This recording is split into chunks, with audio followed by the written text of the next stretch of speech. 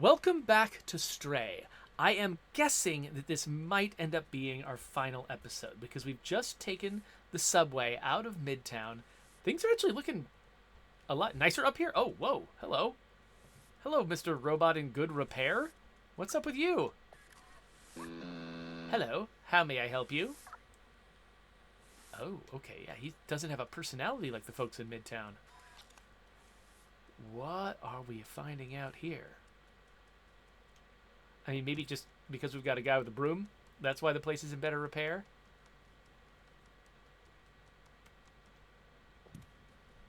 Okay, you guys are creeping me out. What's up, man? I am currently painting this area. Please be careful of the wet paint. Have a nice day. I refuse to use the stairs. I will use the railing every single time. Oh, this is... The quietness of this place is so creepy. City sealed. Is this the exit or the entrance to another part of the city? Greetings, inhabitant of Walled City 99. This door leading to the surface is currently locked due to the confinement procedure. Please refer to any certified engineer inside the control room if you have any requests. Have a nice day. Okay, that is the exit. It's huge. I'm actually, you know what? I don't know if this is going to be the best thumbnail for this video, but I suspect it might be.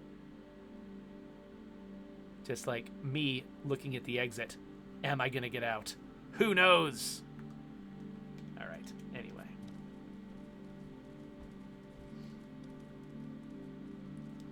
Wow, here's the control room.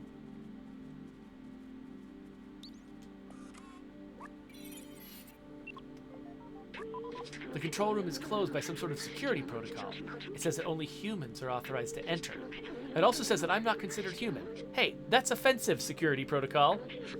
Maybe if we work together, we can open this passageway. Oh, we're going to have to be like a cat and a robot in an overcoat? Okay, so we got this little robot dude. Keep that in mind. What else do we have up here? Hello, sir. Hello. My current task is clean the window. Please refer to any certified engineer inside the control room if you have any requests. Have a nice day. Oh, and there's Midtown down below. That's a lot of space. That's a lot of empty space. Some pretty wasteful engineers. Unless there's some value to having, like, your air supply be huge like this. I don't know.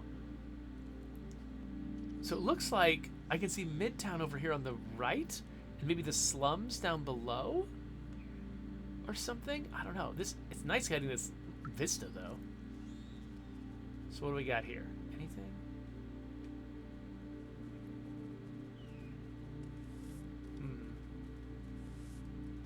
Pretty featureless, but that's good. That means that the answer to this has to be kind of simple. Let's talk to this guy.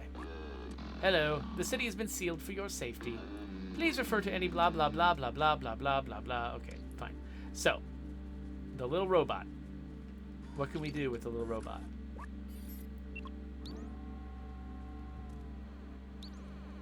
Oh, it is so confused. It's trying to follow me, but it does not know what's going on. Excuse me, I am a human, and I have brought my robot with me. You can see robots follow humans, so I must be a human. Oh, okay.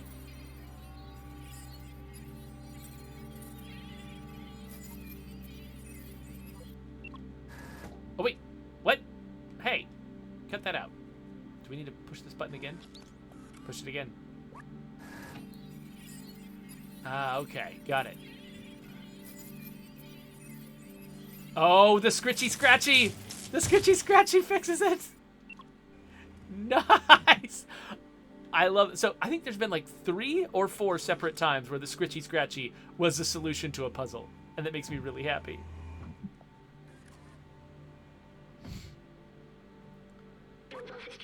This is the control room for the entire city. They control everything from here and it's empty.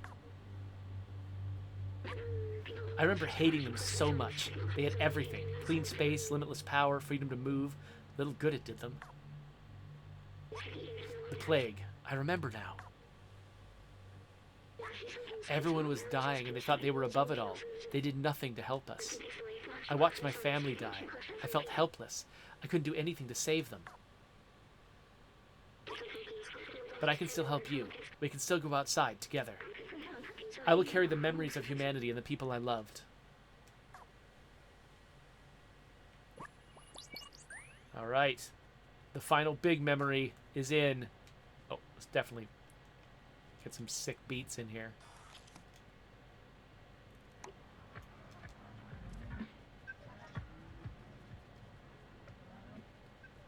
right. Where is... Is this the big button I need to push over here? This is it. The main computer.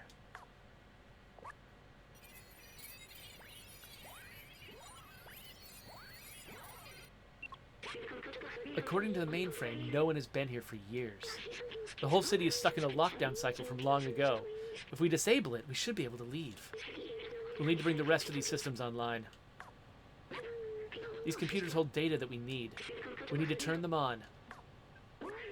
While you do that, I'll look for passwords and encrypted keys to get into the system. Alright. Sure.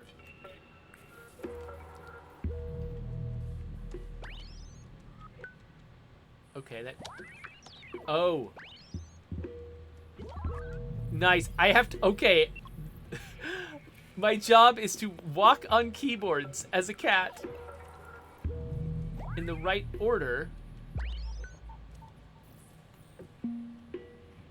So that I turn them all on without turning them all off. That is pretty clever.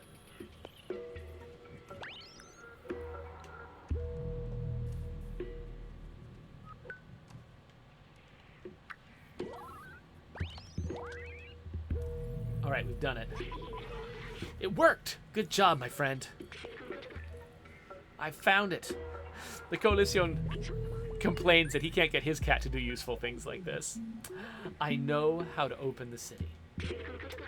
Something's off here. Wait, maybe there's a way around it.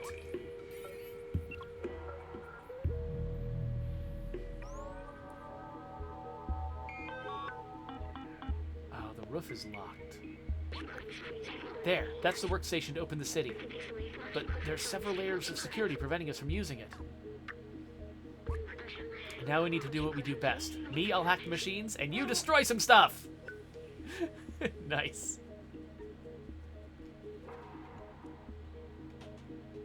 Okay. Destroy what stuff exactly? Yes. Oh. You scritches and scratches. Okay, hack it.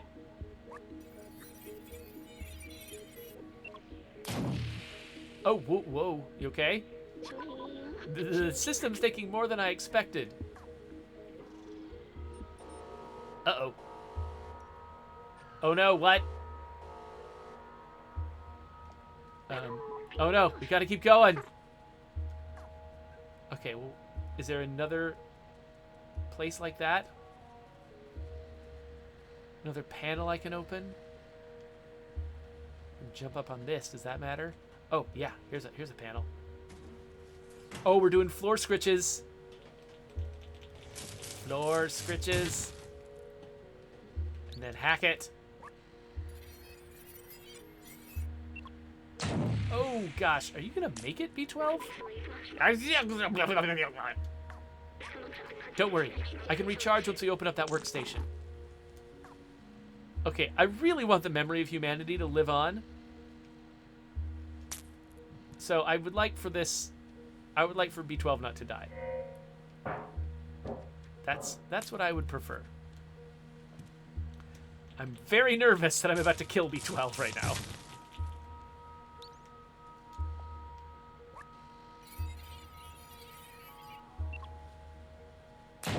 Oh gosh. I think this little body is done for. It's okay. I'll be all right. Just carry me to the workstation. We can disable that alarm. Is everyone going to sacrifice themselves except for me? Is all of this going to be so a cat can get home? Wait, which workstation? Did it mean the security spot up here? Oh, it's blue now. So yeah, maybe so.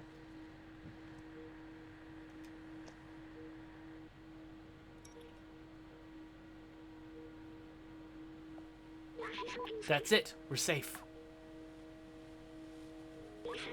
Listen, I have something to tell you. I knew the power required to disable the city's central control system would be immense, more than this drone body could handle. But with the security now disabled, I can take control of the system and open the city. Overriding it could destroy my software. But I made that choice when I hooked into that first computer, and the consequences it could bring. I'm sorry we won't see the outside together. I thought I needed to carry on the memories of humanity, to hold on to the past. But I see a future in the companions, and you. Here, let me take that off you. So basically, we spent all that time collecting all these memories, but we're probably not going to actually preserve the memory of humanity. The memory of humanity is going to be carried on in their descendants, the companions. And so we're kind of letting go of ourselves and letting somebody else carry the torch. That's a bittersweet, but still satisfying conclusion. Anyway, B12 says, you are my friend, the very best I could have asked for. Meanwhile, Fallstar is like, no, not B12. Thank you.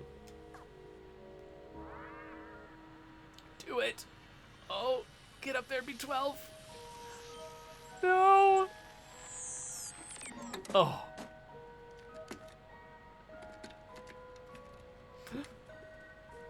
The cat. Does the cat understand? Oh. Oh, man. Part of me wants to make this the thumbnail. Oh, it looks like they're asleep. Yeah, I could totally use that as a thumbnail.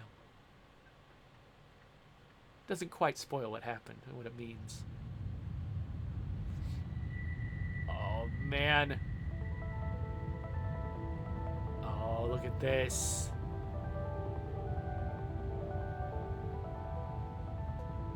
Oh, this is great.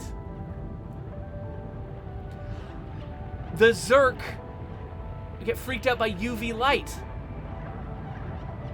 This did not occur to me, that we were barreling towards an ending where we open the roof and everyone sees the sun, and the Zerk are eliminated by the sun, except in the sewer where they're still going to live forever. Oh, this is great.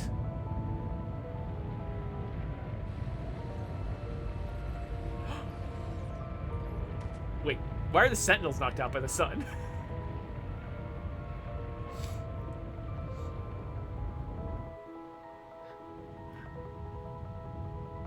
Are there also going to be massive engines that lift the city to the surface? Probably not. Aww. I'm just here with my friend.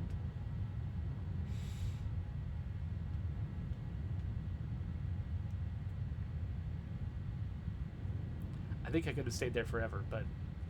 Oh, can I go back?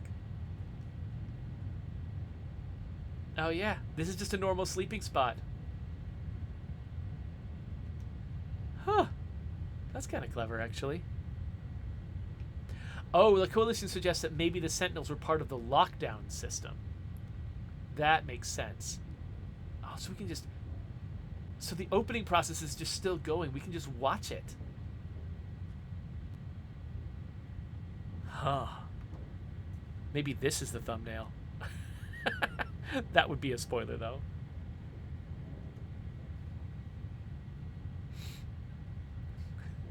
Fallstar says, I hope to make a DLC where B12 survives. Someone had fun animating this thing, by the way. It's elaborate.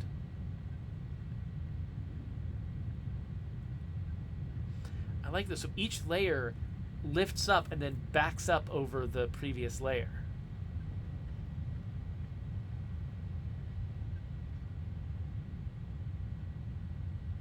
see their shadows receding.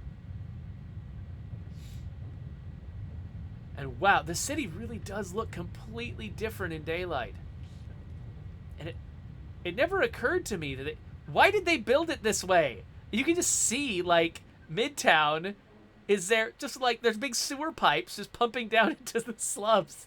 What an arbitrarily terrible way to build this city. People are jerks. All right. Let's will this door open for me now? Yes. Let's go find that exit.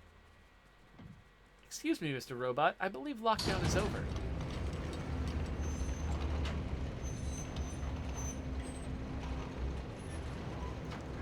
But will I find my cat family?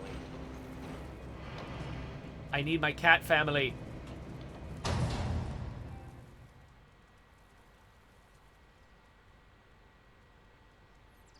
Oh, look at this.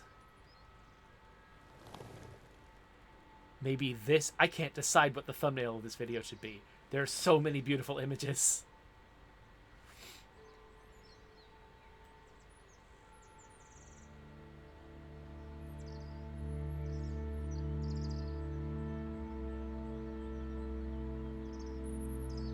Goodbye, city. Goodbye, B12.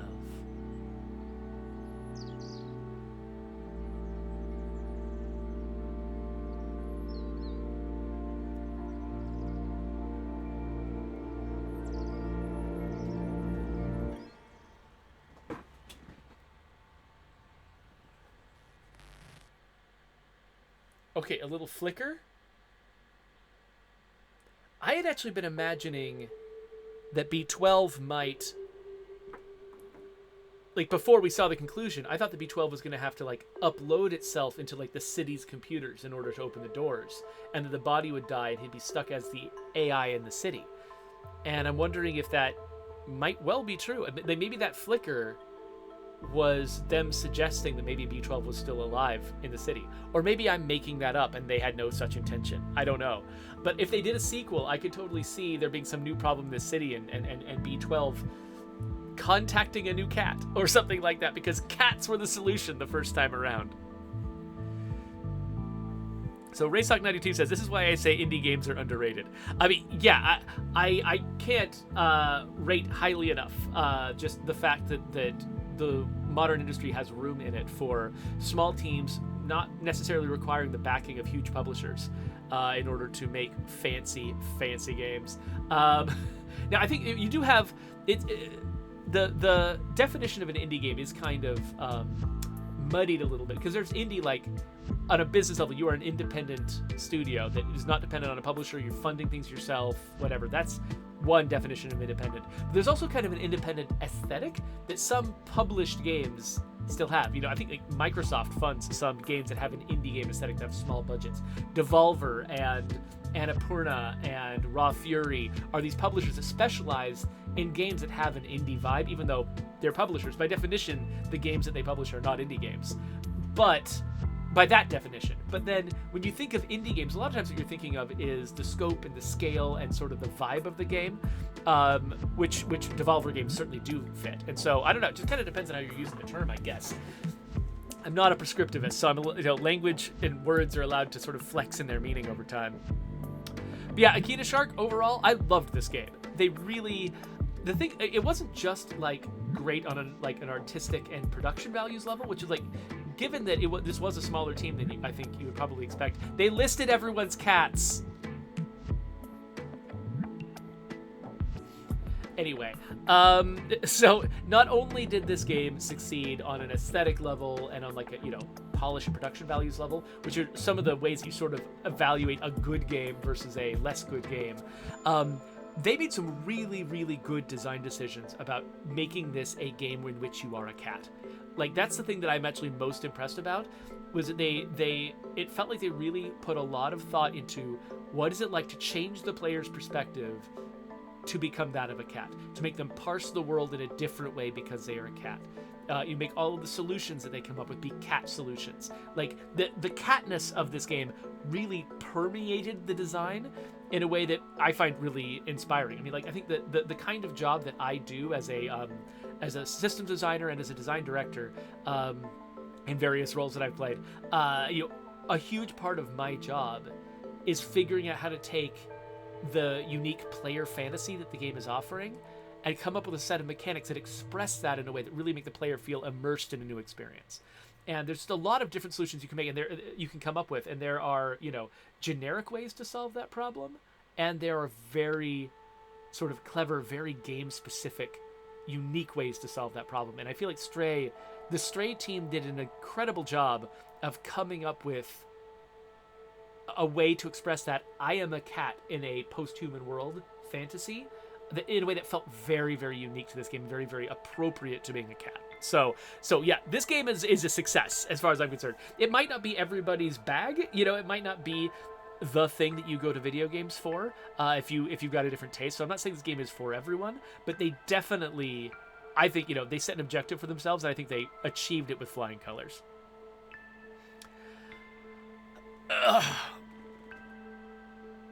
There we go. Well, we're done with Stray. So that's awesome, because one of the things that I've been doing is I just got a PS5 in the mail recently, and I've been waiting to set up my PS5 until after I had finished my business on the PS4, because I was in the middle of this game on the PS4. But I think I'm done. Another game that I was kind of in progress on was Kena Bridge of Spirits, but I've taken that pretty far, and I'm not actually sure. I know how smart delivery works on the Xbox. I don't actually know how it works on Sony. Because I bought Kena Bridge of Spirits for the PS4, does that mean I get it for the PS5 automatically? Do I have to pay extra for that? I don't know how it works. And so I'll have to look. Maybe I can continue Kena on the PS5, or maybe I'll move on to Horizon Forbidden West, which I could play now, or Returnal, or Last of Us Part 1, or whatever. Like, I've got this whole new platform to explore, so I might just sort of leave some of my older games behind. I also never finished Hitman 3, but maybe I'll just I think, isn't that on Game Pass now? Maybe I'll just grab that on my Xbox and again continue on to a bunch of new PS5 games. I'm not sure how things work, but I'll discover it once I set up my PS5. I'm not sure which day I'm gonna feel like I've got the time to do that, because there's a lot going on around here, but I'll be looking for the opportunity. So yeah, so now we got some PS5 options for me on this stream. So hopefully that'll be fun. By the way, when we were talking about what the definition of an indie game is, Rasak92 pointed out that part of the indie vibe is the idea that a publisher is not exerting a lot of very sort of conservative control over what they build. By I don't mean conservative like politically. I mean conservative like, let's not take any huge risks. Let's make sure that we're sticking to what we know works best. And so publishers do tend to have a little bit of with their big budget games, they tend to have a very conservative mindset where it's like, let's do stuff that we know is proven. Let's not take a bunch of massive risks.